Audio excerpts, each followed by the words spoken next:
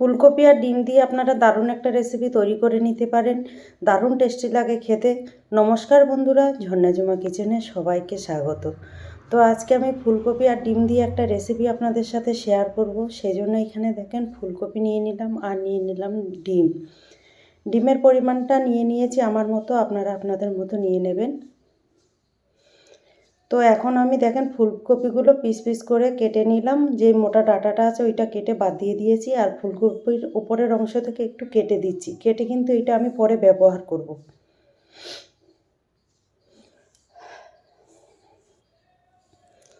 সব কয়টা ফুলকপি দেখেন উপরে আমি কেটে নিচ্ছি। কাটা হয়ে গেছে, এখন আমি এই ফুলকপিগুলোকে ধুয়ে নেব। বেশ সুন্দর করে পরিষ্কার করে ধুয়ে নিতে হবে। তো ধোয়া হয়ে গেছে, এখানে কড়াইতে জল দিয়ে দিয়েছি আর সামান্য একটু নুন দিয়ে এই ফুলকপিগুলোকে একটু সেদ্ধ করে নেব। তো দেখেন ফুলকপি বেশ আমার ভালো করে সেদ্ধ হয়ে গেছে, এখন তুলে নেব। জল সেকে সেকে তুলে নিতে হবে।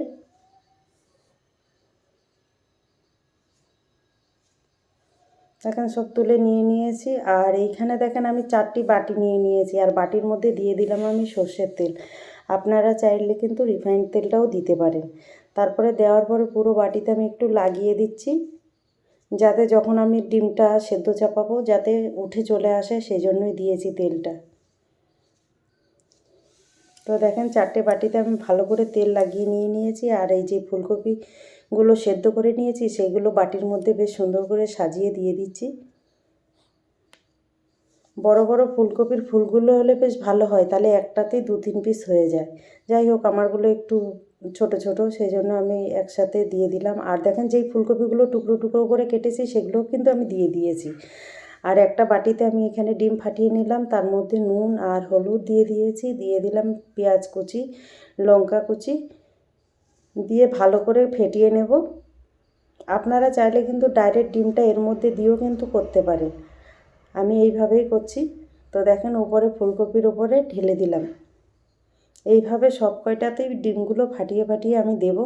আবারও একটা ডিম আমি বাটিতে নিয়ে নিয়েছি, নুন হলুদ পেঁয়াজ কুচি লঙ্কা কুচি সব কিছু দিয়ে ভালো করে মিশিয়ে নিয়ে নিলাম। দেখেন মেশানো হয়ে গেছে, এটাও আমি ডিমের ফুলকপির মধ্যে দিয়ে দিলাম।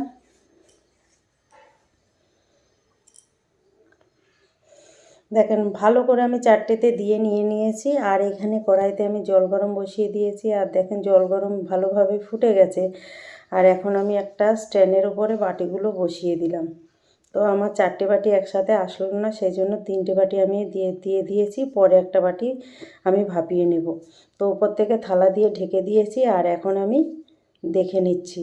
দেখেন বেশি সময় লাগে না, 5 মিনিট ভাপিয়ে নিলেই হয়ে যায়। তো দেখেন ভালোভাবে হয়ে গেছে। আর আরেকটা বাটি যেটা বাকি ছিল সেটাও আমি বসিয়ে দিয়েছি। এখন একটু ঠান্ডা করে নিয়ে কিন্তু এগুলো তুলতে হবে, গরম গরম তুলতে যাবেন না, একটু ঠান্ডা করে তুললে বেশ সুন্দর আরামসে উঠে চলে আসে। দেখেন আমি সাইড দিয়ে একটুখানি চাকু দিয়ে করে দিচ্ছি, তো উঠে চলে আসবে তাড়াতাড়ি। আপনারা চাইলে স্পুন দিয়েও করতে পারেন। এবার আমি স্পুন দিয়ে এটাকে তুলে নেব।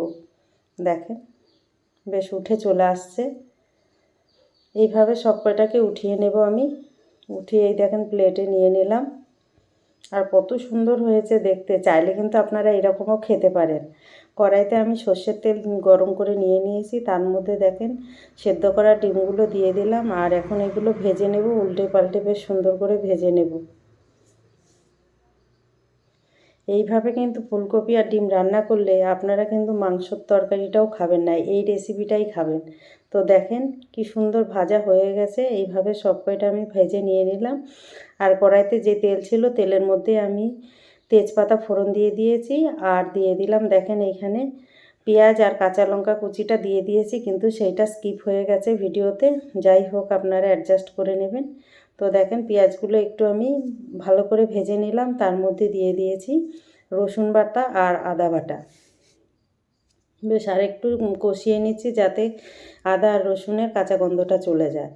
আর এখন আমি দিয়ে দিলাম টমেটো বাটা, তারপরে দিয়ে দিলাম হলুদ গুঁড়ো লঙ্কা গুঁড়ো ধনে গুঁড়ো জিরে গুঁড়ো, আর দিয়ে দেব সামান্য একটু জল, যেহেতু গুঁড়ো মশলা দিয়েছি তো সে একটু জল না দিলে কিন্তু পুড়ে যাবে। তো এইভাবে কষিয়ে নিতে হবে। টেস্ট হিসাবে দিয়ে দিলাম আমি নুন। বেশ কালারটা কিন্তু খুব সুন্দর হয়েছে দেখেন। আর মশলা থেকে তেল কিন্তু রিলিজ করতে শুরু হয়ে গেছে। আর মশলা কিন্তু খুব ভালোভাবে কষাতে হবে, ভালোভাবে না কষালে কিন্তু মশলা থেকে একটা কাঁচা গন্ধ বেরোবে, সেই গন্ধটা কিন্তু ভালো লাগে না। তো দেখেন আমার মশলা কষানো হয়ে গেছে, এখন আমি পরিমাণ মতো জল দিয়েছি, দিয়ে ভালোভাবে ফুটিয়ে নিয়ে নিলাম। দেখেন খুব সুন্দর ফুটে গেছে। আর এখন সেই ভেজে রাখা ডিমগুলো দিয়ে দিচ্ছি এর মধ্যে, দিয়ে বেশ ভালো করে আবার ফুটিয়ে নেব। দেখেন নেড়ে চেড়ে একদম সুন্দর করে ফুটিয়ে নেব। দেখেন নেড়ে চেড়ে বেশ ভালোভাবে আমি রান্নাটা করে নিলাম। আর ওপর থেকে দিয়ে দিলাম একটুখানি গরম মশলা গুঁড়ো, চাইলে আপনারা একটু ধনেপাতাও দিতে পারেন।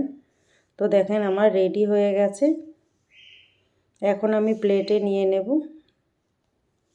তো আমার এই রেসিপিটা যদি আপনাদের ভালো লাগে তাহলে আমার চ্যানেলটাকে সাবস্ক্রাইব করবেন, লাইক করবেন, কমেন্ট করবেন আর অবশ্যই শেয়ার করবেন।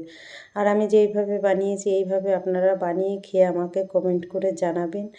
আর আমার ভিডিওটা দেখার জন্য আপনাদের ধন্যবাদ।